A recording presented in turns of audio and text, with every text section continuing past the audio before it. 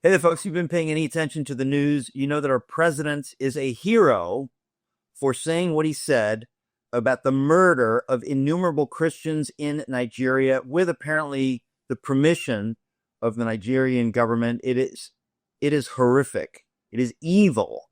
And the president, thank God, has brought it up and wants to use the might of the United States, soft power, hard power, whatever power we have. We have power to do something about this kind of evil. But I wanted to talk to somebody who knows about what's going on in Nigeria, who knows about it extremely well. My friend Larry Taunton.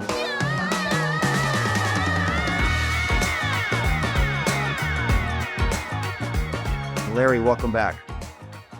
Hey, great to be with you, Eric, on the all-new Eric Metaxas Show. Yes, the all-new Eric Metaxas Show. It's just so new that it's got that new show smell. This is a tough issue, but you know all about this. So where do we start? Well, I think the logical place to start, Eric, is with Islam. You know, what Islam is. And my own experience, Eric, in talking on this issue, whether it's small groups or large ones, whether it's on my podcast or yours, is that I often hear from people a measure of disbelief. And I think it's because the Western mindset, and particularly the American mindset, our moral sensibilities are, whether you're Christian or not, are based on a Judeo-Christian worldview. And the idea that there are people in the world who mean us harm is something. I mean, I've seen, for instance, your tweets, regarding the mayor's race. You're trying to warn people. I think the guy is a jihadist. Similarly, when we're talking about Islam, we're talking about a religion that isn't peaceful, not when it's taken seriously. This is a religion that's really more of an ideology of conquest. It's anathema to our Constitution. It's anathema to Western values. And they're seeking, in the third world, they're systematically conquering parts of Africa, and it goes largely unreported. So I went there. Now, why did you do that? Seriously, because I can't imagine what could you do there. Well, for two reasons. First of all, a man that you've met, indeed, that I brought to New York to be on your show, Bishop Juan Jambez, he invited me there some years ago, and I knew the invitation was sincere. I also knew that they were desperate to get the attention of the West. That the Western church would pay attention to what was going on there. And so he invited me. I accepted that invitation. I wrote an investigative piece for Fox News called The Forgotten Christians of Nigeria. It's hugely encouraging to them when American Western Christians risk their lives on their behalf because they feel utterly forgotten. They feel that they're a backwater. And listen, I understand. I have very dear friends, members of my board, who will say, Larry, we don't want you to go. We'd prefer that you do a Zoom call. But I have to tell you, when I was there and I was invited to speak in the cathedral, I don't know that anything I said in my talk, per se, encouraged them so much as the fact that I was just there, that I had come.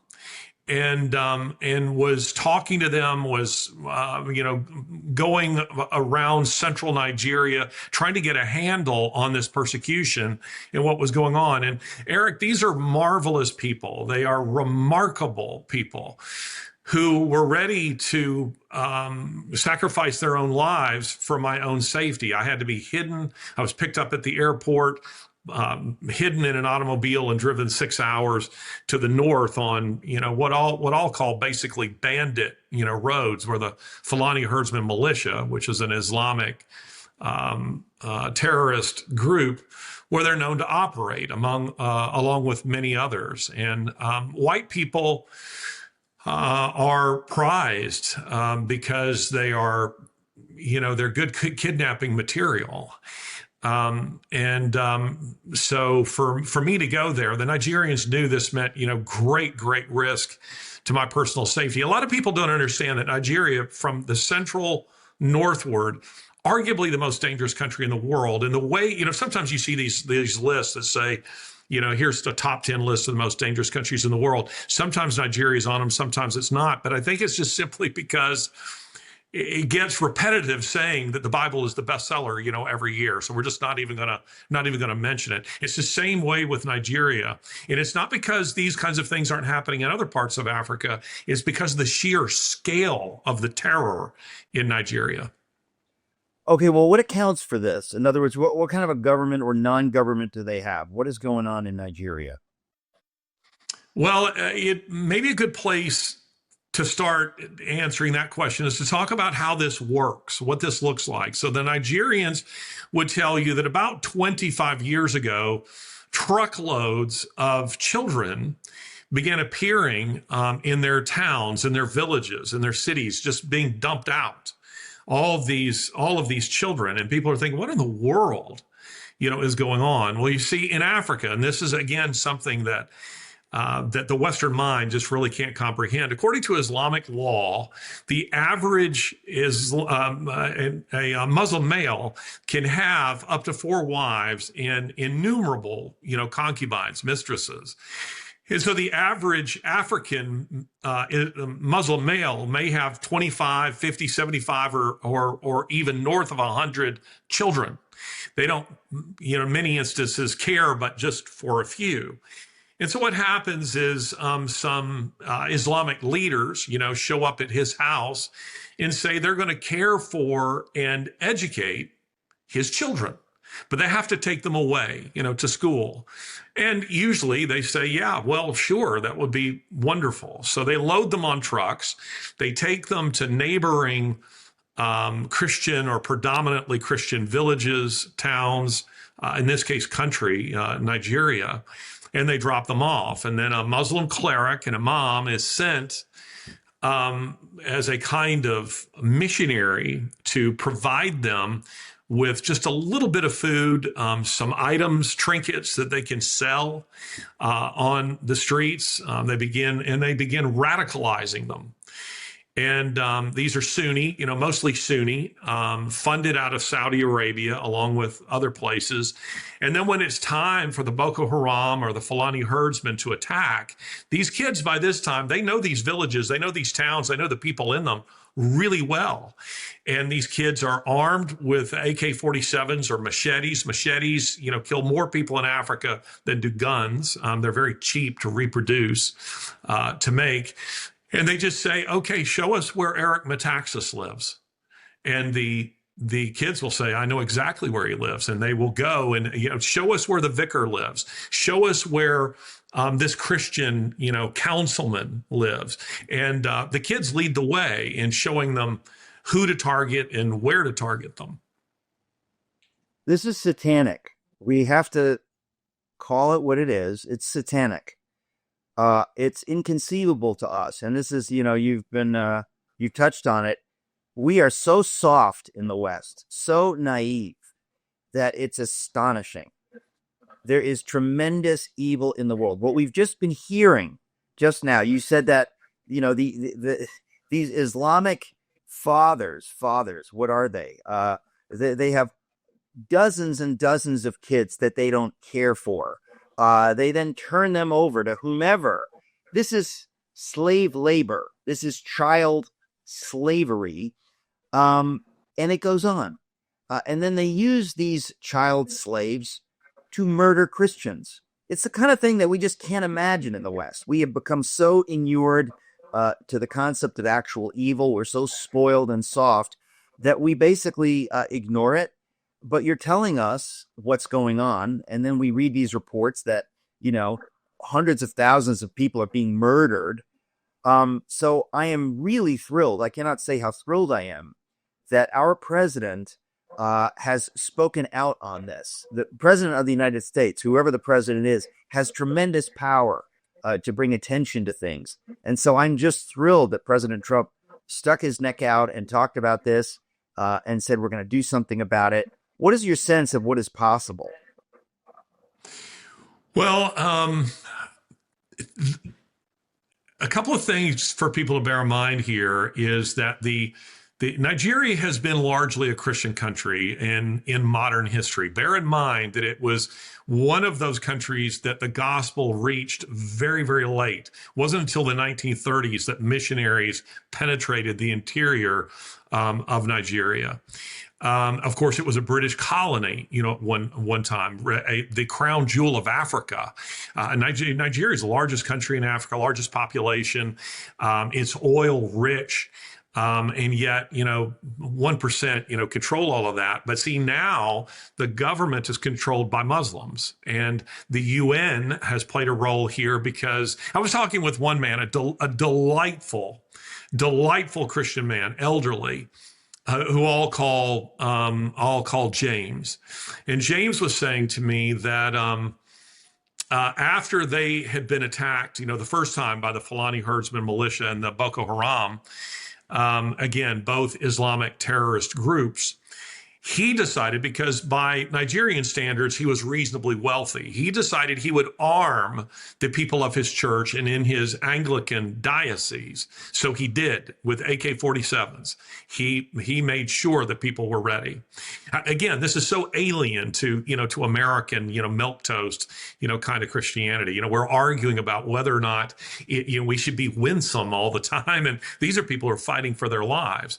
So he armed them. So the next time the Fulani attacked, the Christians bloodied them because they were ready, they were equipped. So what happens?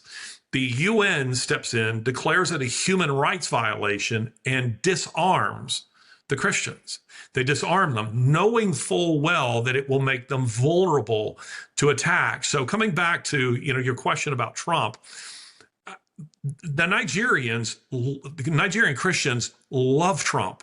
They adore Trump. The idea, that Trump is hated around the world. He's hated by the champagne swilling types that are along the Champs-Elysees and in the Pall Mall. Those are the people who hate him. The elitists, the common people love him. And the reason that the Nigerian Christians love him is because he's the first president, Republican or Democrat, in memory, who did not call Islam a religion of peace.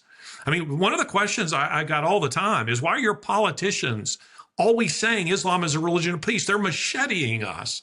They're killing us. They're murdering us. It is not a religion of peace. It is an ideology of conquest, of war. So what can Trump do? One of the things he can do is, first of all, believe nothing that the government is saying. They're lying. They're facilitating the attacks, sometimes by notifying terrorist groups where the Christians are and where they're meeting, often by just going through the motions of investigating things. We've seen that in our own government, in recent times, and by turning the other way, turning a blind eye while publicly saying, "Oh, we're so horrified. These things are taking place." They are facilitating it, and this is part of the strategy. I saw today, Eric, that if Mondani wins as mayor of New York, that according to a poll, 1 million New Yorkers will flee New York. Now, that is part of the strategy. It's the strategy in New York. It's part of the strategy in Saqib Khan's London, and it's the strategy all over Western Africa. The idea is conquest. We will take your territory, and we will either kill you, or we will make life so miserable for you that you'll either convert or you'll flee. And that's the goal. And the strategy is working. Violence is endemic to Islam. It's not anomalous. It wasn't Presbyterians, who flew those planes into the sides of buildings. It wasn't, the Lutherans who shot everybody up at Charlie Hebdo in Paris. It is Muslims, and it's not radicals. We call them radicals. They're orthodox. They're the people who take the Quran, the Hadith, and the life of Muhammad, who they are supposed to model their lives after. They're the ones who take all that very, very seriously. So I think Donald Trump, he can ignore the government and he can arm and defend the Christians. And then secondly, thirdly, we got to get out of the UN. The UN is a deeply, deeply corrupt organization. I mean, get out of the UN.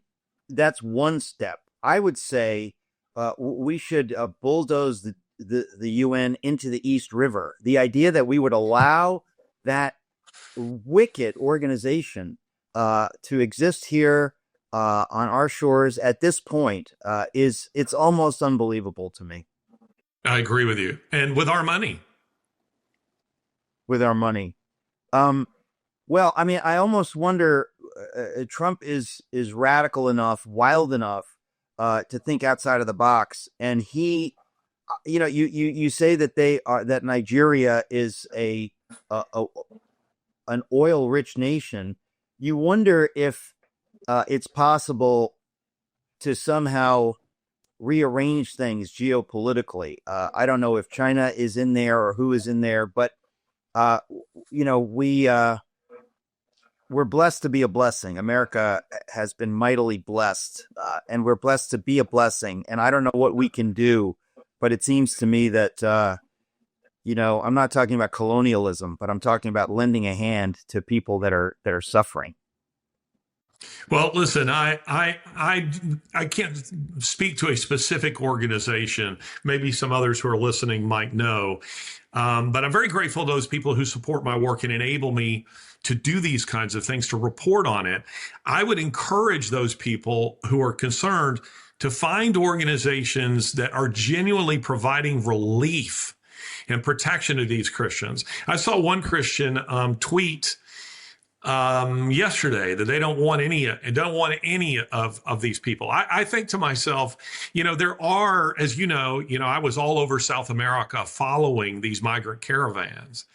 And there are some immigrants that we do want. There are some immigrants that we do want because they have a work ethic. They love America. They will contribute to what America is and can be. Many of these Nigerian Christians who have been given asylum in the United States are flourishing, in this country. And that's because they get it. I don't want any of the Muslims, but the Christians, that's a different thing. And I think we need to pray for these people. But many of them, they want to remain in their own countries. They love their countries, but it's become intolerable for them. And I've thought many times, Eric, it took me a while to put my finger on this, but often architecture is an indicator of a country's history. As a black friend of mine pointed out, he said, I drive through, and he grew up in a rough part of Chicago. He said, I drive through the white neighborhoods, and you see straight in through the glass. These big glass windows, and you see families dining and this kind of thing. And he says, in my neighborhood where I grew up, he says that wouldn't last a day. That just wouldn't last a day. In Nigeria, what you're looking at is it's not racial violence. It's violence that is targeting Christians. And when you're in that part of Africa, you begin to notice that every window on every house has rebar if they can afford it, just like a prison, window. Those who can afford it have walls around their around their houses with glass embedded in the top, into the mortar, so that you put your hands up there, it's going to cut your fingers. They will have usually a boy who will sit at a steel gate that will open and close the door. And he sits there throughout the night to notify you, to wake everyone up if there's, an attack of some kind. Those are the people who can afford it. But the point is that that the architecture itself speaks to the terror. And I recall them putting me in a house of this type, but it had no walls. And they locked me in. And I was thinking, if there's a fire, I have no way of getting out. Because everything is barred and I cannot open the door from the interior. They locked it from the outside for my protection. And the next day, I was down a hallway and I didn't hear someone knocking at the door. And it took me a few minutes to realize someone had come to the door, and it was someone from the church who'd come to pick me up. And when the door opened, he looked upset. And I said, "What's wrong?" And he said, "I was sure that something had happened to you during the night." Meaning that the amount of time it took me to get to the door, that wouldn't be your reaction, if you came to my house. You'd think, oh, he must have been taking a shower, or he was in the bathroom, or whatever. But such is life in Nigeria that the extra few minutes lent to the idea that I must have been murdered, during the night. That's Nigeria. Well, it's heartbreaking for us who are, as I say, so spoiled. We rarely think about these kinds of things. There's evil in the world. Radical Islam is evil. So we're just facing a lot of issues. Larry, we'll have you back to talk more about this, but I just thought with everything going on, it's important to lay down a foundation for the conversation. So my friend Larry Taunton, thank you very much. Hey, pleasure to be with you, Eric. You take care. A lot of people have been asking lately, how can we bless Israel? Well, my friends at Artza Box have found a beautiful, tangible way to do exactly that. Every Artza Box is filled with handcrafted treasures from the land where Jesus walked. Like a hope necklace with the Star of David and the map of Israel, delicious Israeli spices and recipes, and a ceramic dish made by a group on the Gaza border that employs youth with disabilities and so much more. They're only selling this box for 6 more days, and it's almost sold out. And right now you can get 15% off with code Metaxas. So if you're a Christian who loves Israel, or someone who does, this is the perfect way to experience and share the beauty, faith, and hope of the Holy Land. Go to artsabox.com/Metaxas and get yours today. Folks, as you know, we have a brand new show. This is the brand new Eric Metaxas Show. And on this show, we have a sponsor, somebody that I love and respect, and I'm thrilled to have him on here. His name is Mike Lindell. Mike Lindell, I just get happy every time I see you. Thanks for coming on. Thanks for having me, Eric, and congratulations on your new show. I think you're in the Well, yeah, and we've got a big sponsor. It's mypillow.com and mystore.com. Mm-hmm. And of course, people know they need to use the code Eric. And folks, you really need to do this. You need to do this to help this show and to help mypillow.com. Mike, you're a hero. You're just always doing things for this country. First of all, right now, I'm talking to you, and I said, where are you? You look like you're in the Capitol Rotunda. Where are you actually? That's where I'm at. I'm at the Capitol in the Rotunda. I just came from the Senate building. This morning I had meetings all morning. You've all heard about Operation Arctic Frost, how they went after companies, and My Pillow was number 1 on that list. They went after everything we had to destroy My Pillow. So I was meeting there this morning, and then also on my other topic, which is election platforms. So that was a great morning over there. Today, then this afternoon, I'll be here at the Capitol, and then hopefully we'll get to the White House tomorrow or Thursday. Well, you that says something about you, that Arctic Frost would single you out, would go after you and your company, which they did. There is evil at work, but it's being exposed. It's being exposed right now, and I'm just thrilled that you were over there talking to them about what you've experienced. Yeah, it was terrible. What we've had to go through. My Pillow is the most attacked company in the history of the world. Nobody even close. Everybody. It started with Arctic Frost. You can go all the way back to early 22, actually late in 21, when Verizon completely stopped us from being able to text market at My Pillow. So we lost tens of $1,000s per day. Incidentally, that was after I interviewed our great president, Donald Trump. And so that started what was going a series of things. We've got a big timeline. They went after, obviously, everybody knows when they took my cell phone at a Hardee's drive-through. That was Mike Lindell, and that had to do with the whole Mesa County, Tina Peters part of Arctic Frost. Then you had My Pillow, where they actually called vendors. You can't make this up. Where our government called my vendors, like let's say it was a sheet vendor overseas, and told their banks, "Don't do business with My Pillow. If you do, we're cutting you off."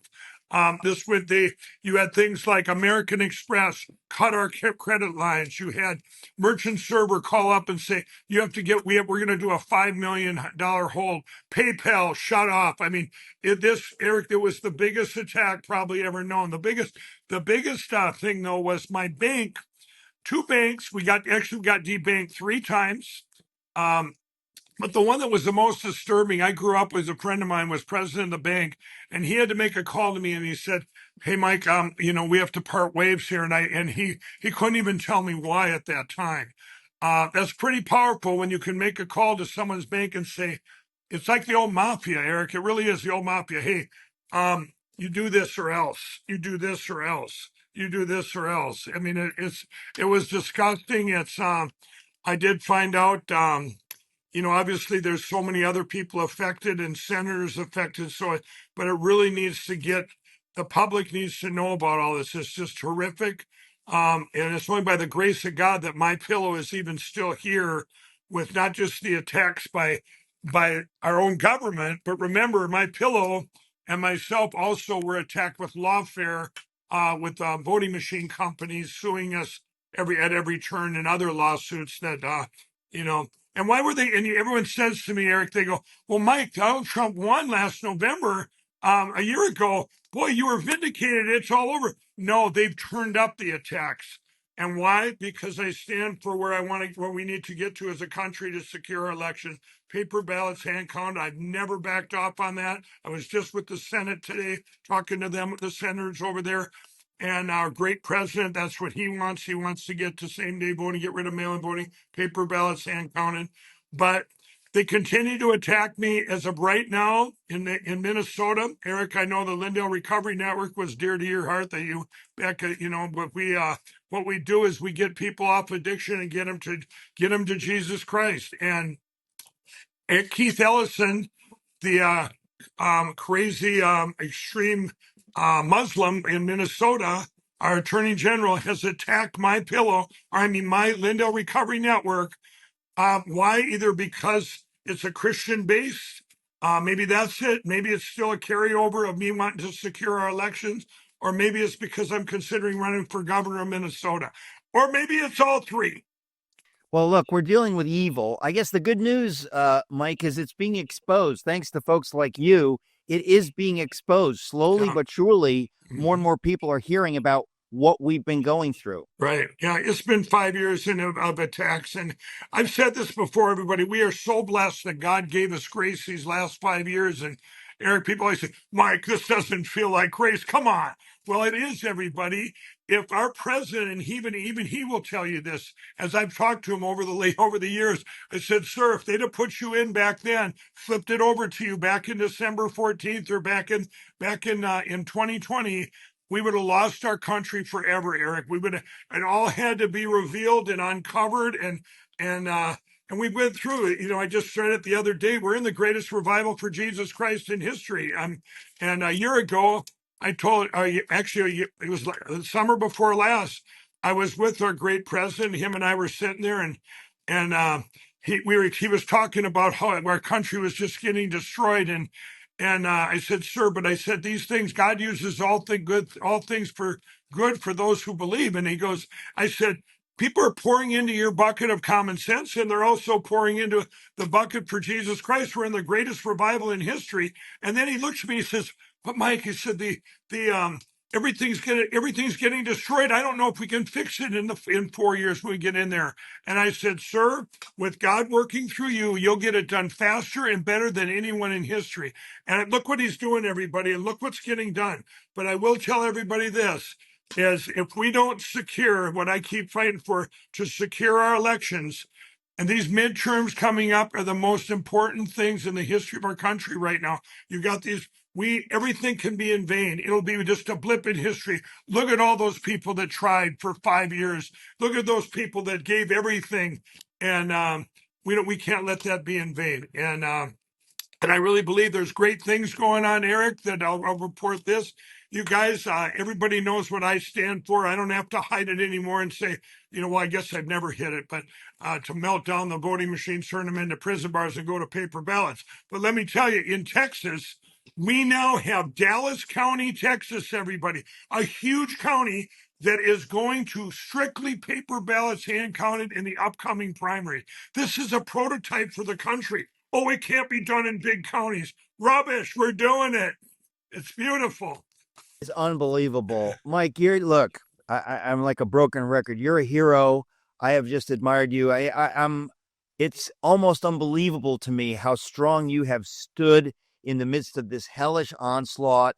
So I just want to say, folks, if you want to support Mike, you want to support this program, and I have no shame in asking for it. We need the help. But if you want to support, there's reasons that we have certain sponsors and that we don't have other sponsors. The reason we have Mike Lindell and My Pillow as sponsors on this program is because we are just thrilled at what he is doing, and we want to bless My Pillow and my store. If you want to get, almost all my books are available at mystore.com. Tremendous discount with the code Eric. We've specially discounted them at mystore.com with the discount code Eric. Believe me, the best prices are there.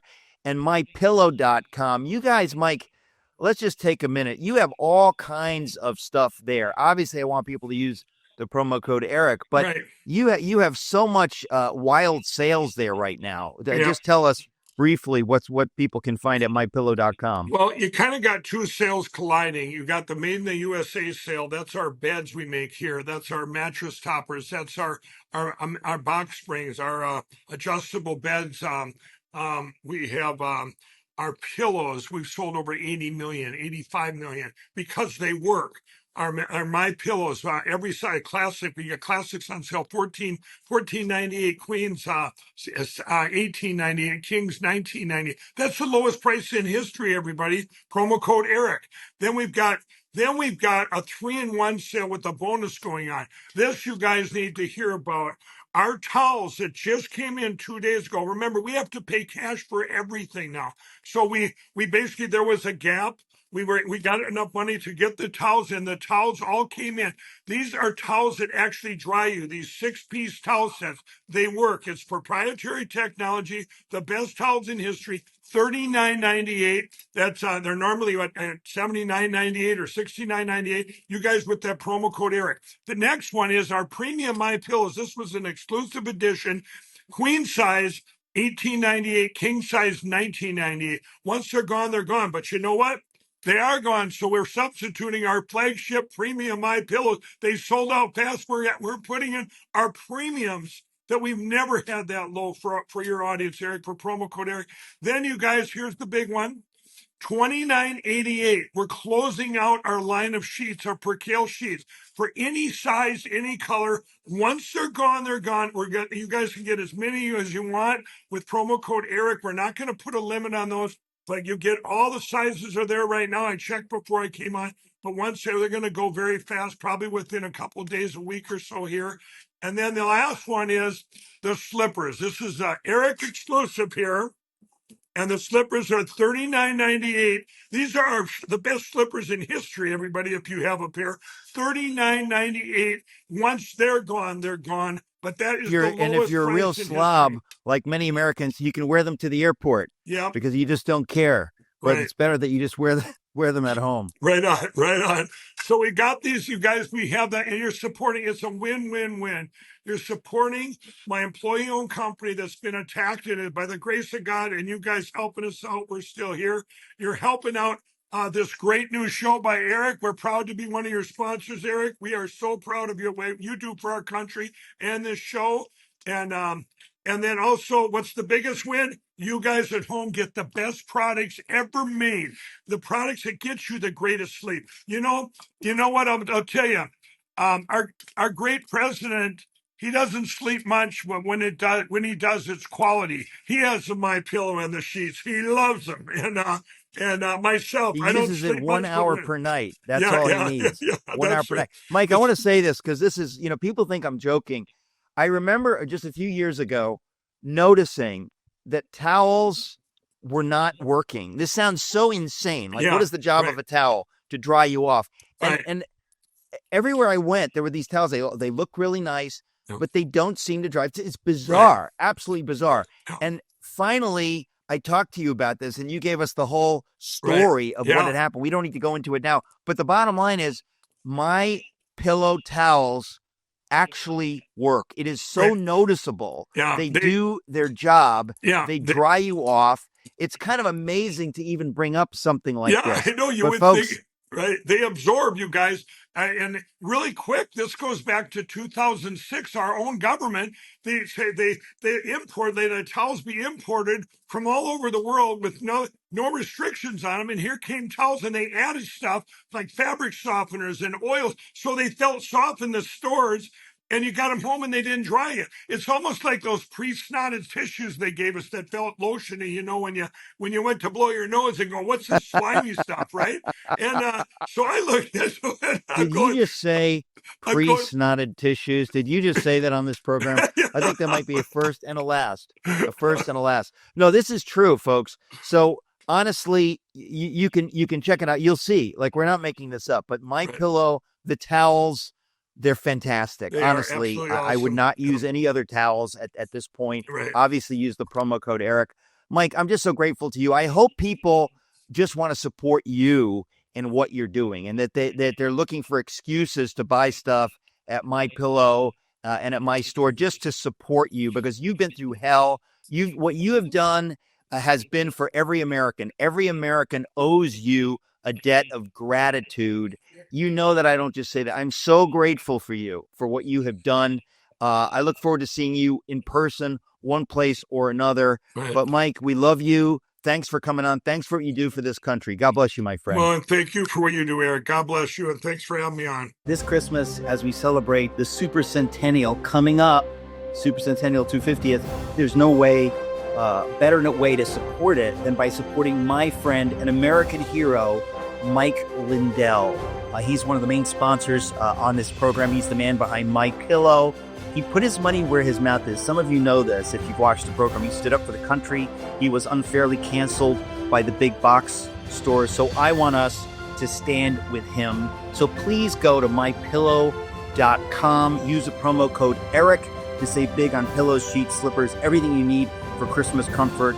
You'll sleep great, save big, celebrate freedom with My Pillow. Mypillow.com. Use the code Eric.